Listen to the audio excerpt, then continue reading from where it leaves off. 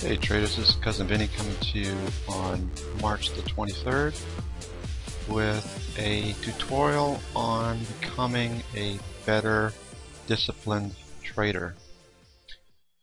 One of the first things we like to do is develop a sense of patterns. This particular case is Dollar General, and we can see that the moving averages have been pointing down for some time. You could have been shorting this as the moving averages peaked and crossed over and started moving down, or you could have waited for this pattern to develop into something that you are familiar with.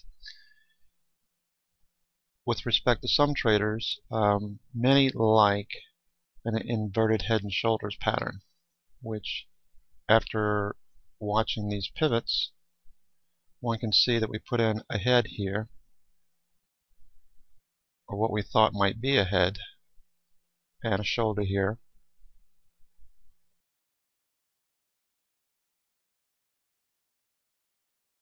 and then a right shoulder, which is what in hindsight turned out to occur.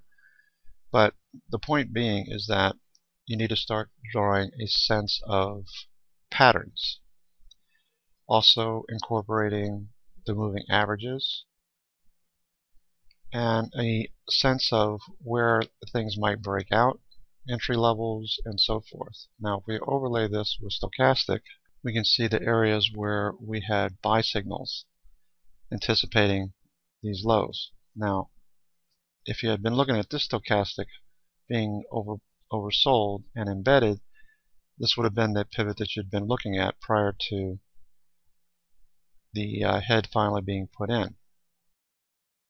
Now there's ways to trade that as well, but let's stick with the inverted head and shoulders for now. So now we see the head and shoulders pattern, left shoulder, head, right shoulder, and we see our moving averages crossing over to the upside.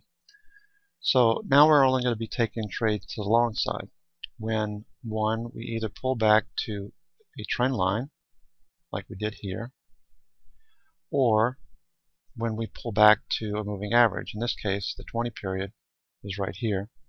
We had a nice trade for 3 days this week, which if you had been following me, you would have taken this trade on Tuesday and made quite a nice profit. There are other patterns or other stocks that follow the same pattern that people were watching, namely TGX. You can see that in this case we had a ascending triangle pattern which exploded out on Friday and made some nice gains there as well. Kudos to Heart Pumper for bringing that to our attention. So if you had entered on Monday off of the moving averages when we held this level, you could have made a nice $2.50 trade. But note the moving averages. Okay, one, we peaked, we moved down, and now the moving averages are gaining strength again, and the price is above the moving average. So we'd only trade this to the long side now. What I'd be looking for on Monday is a pullback or a ND and a 30-minute opening range trade. I'll show you what those are. Now with a 30-minute opening range, you take the opening candle, which is right here, you wait for 10 o'clock, and you trade the momentum, either a breakout or a breakdown of this 30-minute opening range. Now remember, with the daily, we were looking at going long because of the moving averages moving higher, and we were bouncing off of the 20 period and 50 period. So looking at the 30-minute again, we were anticipating taking a long here. So once we broke above this level here at 45.94 plus or minus, we took the trade long. Okay, and you would have taken, going to your 5-minute, shifting, downshifting, what you'd be looking for is this opening range, and you would have got out here as we lost the 20 period. So when we lost the 20 period here, you could have been taking half of your trade off and waiting to see what happened at the 50 period. We lost the 50 period as well, so you'd have been entirely out of this trade at 46.50, give or take. So you could have made a nice gain just on Friday if you've been paying attention. What you could have been doing is adding an indicator here called pivot points, overlaying the pivots, you can see on Friday that we had the 20 period climbing, we had the 50 period climbing, we had price in between the 20 and the 50 and the R1.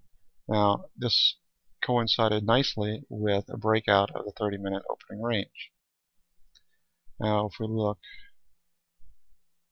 that's our opening candle here.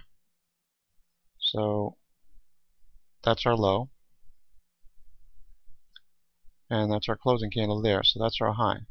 Now as we broke out of this pattern, you could have been long at 45.95 or earlier, as you had seen this on Friday as an Indies setup. High chart patterns group pointed this or coined this phrase of trading the R1 to the upside. Okay, so you have the 20 and the 50, and towards the end of the day we lost the 20 period. That would have been your stop for your exit for your first scale out. And as we lost the 50, you could have scaled out your second half of your position. Okay, so that's just one technique for trading, day trading a particular issue using moving averages, pivots, and patterns, and the 30-minute opening range as well as the Indies setup. The reason why I didn't take this trade as a swing, obviously in hindsight we see how we traded intraday as well as the daily pattern.